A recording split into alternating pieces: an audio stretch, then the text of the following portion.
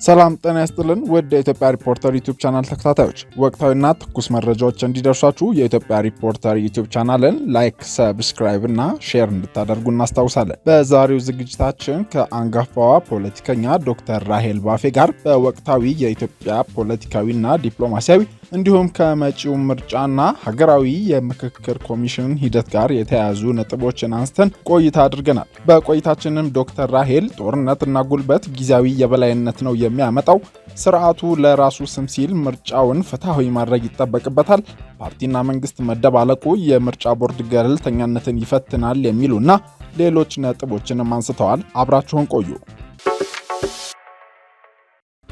ሰባተኛው ሀገር አቀፍ ምርጫ ሊካሄድ የአንድ ዓመት ዕድሜ ብቻ ቀርቶታል። በአማራና ኦሮሚያ ክልሎች ያሉት መቋጫ ያጡ ግጭቶች በሰሜኑ ጦርነት ማግስት መፍትሄ ያልተበጀላቸውና ክልሎችን ዳግም የእርስ በርስ ግጭት ውስጥ የሚከቱ ጉዳዮች የፕሪቶሪያው ስምምነትና ውጥረት የሚስተዋልባቸው ቀጠናዊ ግንኙነቶችና ሌሎችም ሀገራዊ ምርጫው እንዳይካሄድ እንቅፋት ሊሆኑ እንደሚችሉ ቢገመትም ብሔራዊ ምርጫ ቦርድ ግን ምርጫውን ለማካሄድ ሙሉ ዝግጅት አጠናቅቄያለሁ ብሏል። ባለፈው ሳምንት ጠቅላይ ሚኒስትር ዶክተር አብይ አህመድ ተቃዋሚ የፖለቲካ ፓርቲዎችን ጨምሮ በተለያዩ ዘርፎች ውስጥ ካሉ አካላት ጋር ያደረጉት ተከታታይ ውይይትም የዚሁ አንድ አካል ሊሆን እንደሚችል ብዙዎች ሲገልጹ ሰንብተዋል። ሪፖርተርም ምርጫና ተያያዥ ጉዳዮችን እንዲሁም የሀገሪቱን ወቅታዊ ሁኔታ በተመለከተ ከአንጋፋዋ ፖለቲከኛና በአሁኑ ወቅት የኢትዮጵያ ሶሻል ዲሞክራሲ ፓርቲ ኢሶዴፓ ምክትል ፕሬዝዳንት ዶክተር ራሄል ባፌ ጋር ቆይታ አድርጓል። ባልደረባችን አብርሃም ተክሌ ነው ያነጋገራቸው፣ እንደሚከተለው ይቀርባል።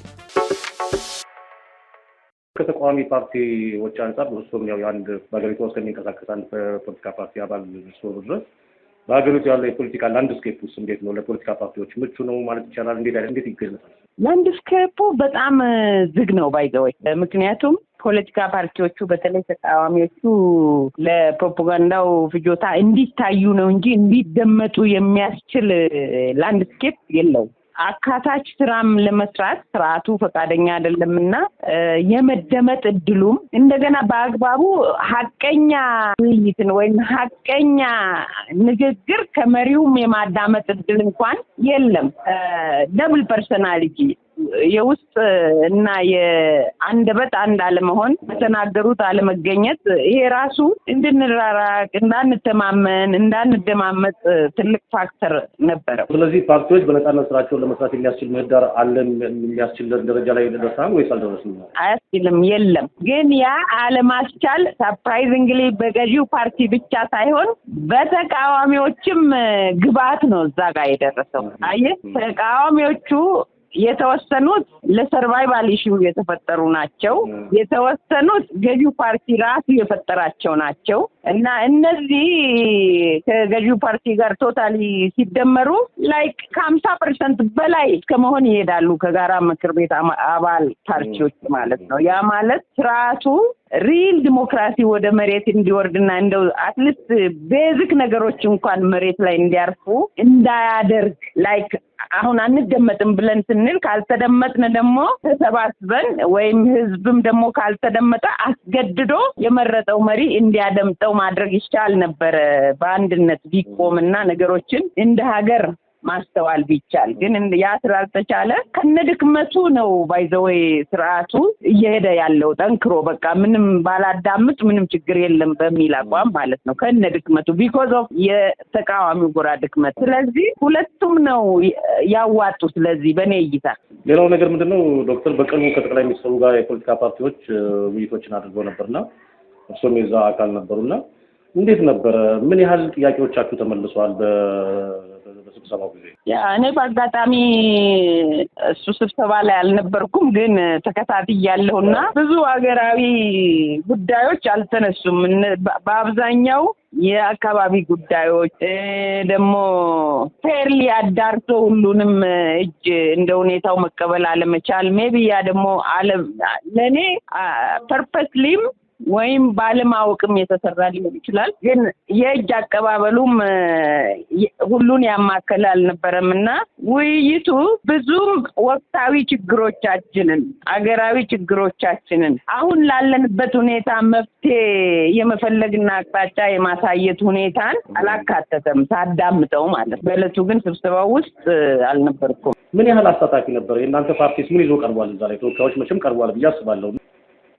እድል ስታገኝ ነው። እኛ እንደ ሶዴፓ ተነጋግረን በዝርዝር የወቅቱ ጉዳዮች፣ ሰላምን በተመለከተ ደግሞ አንዳንድ ሀገር ውስጥ የሚነሱ ጥያቄዎችን፣ የስራ ማቆም አድማዎችን፣ ሌሎችንም ከብሔራዊ ምክክር ጋርም በተያያዘ እንደው በመንግስት በኩል ቢሟላና ብሔራዊ ምክክሩን ተግባራዊ በሚደረግበት ወቅት ተአማኒ የሚሆንበትን አካታች የሚሆንበትን ፖሲቢሊቲዎች መንግስት እንዴት ያመቻቻል እኛ ናይበትን አንግልና መንግስት በዛ የት ጋር እንዳለም ለማየት እነዚህ ነገሮች እና የመሳሰሉ ተካተው ነበር። ግን ከሶዴፓ የተወከሉ አራቱም አመራሮች እድል አላገኙም ነበር። ላይክ ሌሎችም ነበሩ። ኦፍኮርስ ግን ለኔ በጋራ ምክር ቤት የክልል ጋራ ምክር ቤት ሰብሳቢዎችም ተጠርተው ስለነበር እነሱ ጋር ላይክ 6 የሶዴፓ አመራሮች እዛ ውስጥ ነበሩ፣ የክልል ተጠሪዎችን ጨምሮ። ግን አንዳቸውም እድል አላገኙም ነበር። ሶ ቬሪ አንፎርቹኔት የኛ አጀንዳ ሊነሳ አልቻለም ነበር። በአንድ የበየነ መረብ ስብሰባ ላይ ተሳትፎ ነበርና እሱን ተከትሎ በፓርቲያችሁ ውስጥ የተወሰነ መከፋፈል እንደተፈጠረ ይነገራልና ይሄ ነገር ምን ያህል እውነት ነው? እንደማስረዳችሁ ረጅም ታሪክ ነው። ግን እንደው አጭሩ እንድነግራችሁ አንድ የስራ አስፈጻሚ አባላት 11 ነን በሶዴፓ እና ከፕሮፌሰር ህልፈት በኋላ ገና ስላልተካን 10 ነን። ከ10ሩ 4ቱ ማዕከላዊ ኮሚቴ መደበኛውን ስብሰባ ባደረገበት ሰዓት አንዳንድ ህገወጥ እርምጃዎችን ወስደው ስብሰባውን አውቀው ነበርና ከዛ በኋላም ደግሞ ከዚህ ጋር በተያያዘ የውስጥ ጉዳዮችን ውስጥ ሳያመጡ እና በመተዳደሪያ ደንቡ መሰረት በስራ አስፈጻሚው ቅሬታቸውን ሳያቀርቡ ወደ ምርጫ ቦርድ የሄዱበትና በምርጫ ቦርድ ደግሞ በቀረቡበት ሰዓት ፎርጅድ ይሄ የተጭበረበረ ፊርማ ሌላውን አስመስለው 10 ስለነበር 6 ሰው አድሟል ለማለት ያህል የሁለት ሰው ፎርጅድ ፊርማ አስመስለው መፈረም ምናምን ውስጥ ገብተው ነበርና ያ ኮፒም ማዕከላዊ ኮሚቴ ተሰብስቦ ሳለ ስለደረሰ ከምርጫ ቦርድ እንዴት በዚህ መልክ ሄዳችሁ ብለን እዛ ደግሞ ስብሰባው ላይ የነበሩ የስራ አስፈጻሚዎች ያልፈረሙት በጣም ተቆጡና ለምንድን ነው በሌለንበት ይሄ የኛ ስም ተካቶ ይሄ ፊርማ የኛ አይደለም በዚህ በኩል ተፈርሞ የመጣው ፓርቲውን ማጣራት አለበት በሚል ራሳቸውን ደግሞ ለማዕከላዊ ኮሚቴ አስረዱ እዛ ውስጥ እንዳልነበሩ ምናምን እና ይሄ አግባብነት ስላልነበረው አራቱን የስራ አስፈጻሚዎች ማዕከላዊ ኮሚቴው ለጊዜው ከማንኛውም ኃላፊነት አገዳቸው። ከዛ በኋላ የቁጥጥር ኮሚቴ አባል ነበረ አንድ፣ እሱም ተባብሯቸው ነበርና ሲተባበር እሱም ሲሚላርሊ የቁጥጥር ኮሚቴ ሰብሳቢ እንደሆነ ፕሪተንድ አድርጎ ራሱን ሾሞ ነበረ ደብዳቤ ለምርጫ ቦርድ ያስገባውና በእነዚህ ጥፋቶች ምክንያት በእለቱ በተከሰተው ነገር ማዕከላዊ ኮሚቴው አገዳቸው። ከዛ ጋር ተያይዘው በቃ በነገሩ ፓኒክ እያደረጉ አንዳንድ ችግሮችን ለመፍጠር እየሞከሩ ፓርቲዎች በፓርቲ አባላት ውስጥ ተሽሎክልከው ጥርጣሬ፣ ሁከት የመፍጠር ስራዎችን እየሞከሩ ነበርና ሁሉ ዝግ ሲሆንባቸው አሁን በአብሮነት መድረክ መገኘቴ አድፍ ኃጢአት እንደሆነ ነው እንዲያውም የመሰላቸው። ግን እነሱ ኮንክሉድ ያደረጉት በዚህ ሳይድ ብንመጣ ገዢው ፓርቲ ያግዘናል፣ ስርዓቱ አልተደሰተም ነበር የሚል እሳቤ ስለያዙ ባኪንግ አፕ ስለፈለጉ ነው ከብልጽግና ሳይድ ይሄንን እንደ ፊት ኢሹ ወደፊት ያመጡ። ቀጣይ ምርጫ ሊካሄድ ኦልሞስት ወደ 1 ዓመት እንደቀረው ይነገራልና የእናንተ ፓርቲ ምን አይነት ዝግጅት እያደረገ ነው ለምርጫው ለመሳተፍ? ፓርቲው አገር አቀፍ ፓርቲም እንደመሆኑ ወደ 7 ክልሎች ላይ ነው የምንሳተፈው እና ሁሉም ጋር አዌርነሱ አለ። የጸጥታ ሁኔታው፣ የህዝብ ደህንነቱ ነፃና ሰላማዊ ፍትሃዊ አለ አይደለም ዲሞክራሲያዊ የሆነ ምርጫ ይመቻቻል፣ ካለፈው እንማራለን፣ እሱን እናስተካክላለን የሚል እሳቤ አለን። በዛ መልኩ እንሄዳለን። ግን ቅድም እንዳሰመርኩት አሁን ባለን የጋራ ምክር ቤቱ መስመር ስናይ እስከ ወረዳ ያለው ማነቆ በጣም የጠበቀ ነው፣ ከነበረው የጠበቀ ነው። ያንን በጋራ ምክር ቤቱ ዲስከስ ተደርጎ ከመንግስት ማለትም ያው መንግስትና ብልጽግና አንድ ስለሆኑ ነው ይቅርታ፣ ከብልጽግና ፓርቲ ጋርም ተወያይተን ያንን ማነቆ መፍታት ከቻልን በበቂና በተፎካካሪነት የኩል ወደ ምርጫው ለመግባት በጣም ተዘጋጅተን እየሰራን። አንዳንድ ወሬ ሲነገሩ ይሰማል። ከተማኛ እንደጋየተኛ ሆነን ብለን የምንሰማቸው ነገሮች አንዳንድ ሰዎች ወይም አንዳንድ አካላት ቀጣይ ምርጫ አለ የሚባለው ለይስሙላ ነው ይላሉ። የእናንተ ፖዚሽን በዚህ ላይ እንዴት ይገለጻል? ምርጫው ፍትሃዊ ሆኖ ለህዝብ ነፃ የድምፅ እድል ቢሰጥ ተአማኒ ምርጫ ቢካሄድ ምህዳሩ ፍትሃዊና እኩል አሳታፊ ቢሆን ምንም ይሁን ምን ህዝብ ቅቡልነት ያለውን መንግስት ወደፊት ማምጣት የሚችለው ሳይጭበረበር ያለ ሴራ በራሱ ድምፅ ሲሰይምና ሲሾም ነገ አካውንተብል አድርጎ መጠየቅ የሚችልበትን መንግስት ወደፊት ማምጣት ሲችል ይሄ ችግር ሊፈታ ይችላል። ያለምንም ጥያቄ ይፈታል። ያ ማለት ህዝብ የመረጠውን እንዲሰማው ማድረግ ይችላል። እንደገና እሱም ሊሰማ ይችላል። ያምነዋል። የቅቡልነት ያለውን መሪ የራሱንም ድምፅ በዛ አግባብ ያሰማል። ነገር ግን ያ ካልሆነ ሁሉ ጊዜ የመቁሰል፣ የመቆሳሰል፣ የመታመም እንደው ብሎ እንዲሁ የመኖር እድሜ የመቁጠር በቃ አለ አይደለ? በህይወት ያለውም ሰው ካለው የበታች ከሞተው የበላይ አይነት ሆኖ ከ1 እስከ 5 የተለያየ ዜጋ ኖሮት አንደኛ ደረጃ ዜጋ፣ ሁለተኛ ደረጃ ዜጋ እያልን እኮ እስከ 5ኛ ደረጃ ዜጋም እንሄዳለን በኢትዮጵያ እና እንደዛ ይሆን ከምንቀጥል ከዛ የምንወጣበት ሪል ምርጫ ቢሆን በቃ ኢትዮጵያ ወደ ሰላም ትመጣለች። ይሆናል ወይ ነው የሁላችንም ጥያቄ። ያ ይሆናል ወይ? ስርዓቱ ለህዝብና ለሀገሩ ሲል፣ ለልጆቹ ሲል፣ ለልጅ ልጆቹ፣ ለትውልድ ሲል ለራሱም ደግሞ መልካም ታሪክ ጽፎ እንዲያልፍ፣ የሀገሩን ለውጥ ጽፎ እንዲያልፍ፣ የሀገሩን ነጻነት ዲሞክራሲ ጽፎ እንዲያልፍ፣ ቅቡልነቱንም አስመስክሮ እንዲያልፍ በዚህ ውስጥ ማለፍ ይኖርበታል። ግን ለዚህ ሁሉ ማስተዋልን ይጠይቃል። ከራሱ በላይ የሆነ ነገር፣ ከግለሰቦች በላይ የሆነ ሀገር፣ ከግለሰቦች በላይ የሆነ ራዕይ ሊኖረን ይገባልና በዚህ መልክ ከሄድን ጥሩ ውጤት ላይ ማንደርስበት ምንም ምክንያት የለም። የኛ ፖዚሽን በእኛ በህዝቡ ምላሽ፣ በፖለቲካ ፓርቲዎቹ አቋም፣ ገዢው ፓርቲ ቃሉን የማክበር ሂደት ላይ ዲፔንድ ያደርጋል። በጣም አጠያያቂ ግራ የሚያጋባው ነገር በኢትዮጵያ ምንድነው? ፓርቲዎችም ብትሄድ የተለያየ ሀሳብ መመንጨት መቻል አለበት። በአንድ ፓርቲም ቢሆን ሀሳቦች ተጋጭተው ነው ወደ ፍሬ የሚመጡት። ግን ዝምታ ነው የተመረጠው። ህዝብ ዝም፣ የፖለቲካ ፓርቲ በየሴክተሩ ዝም።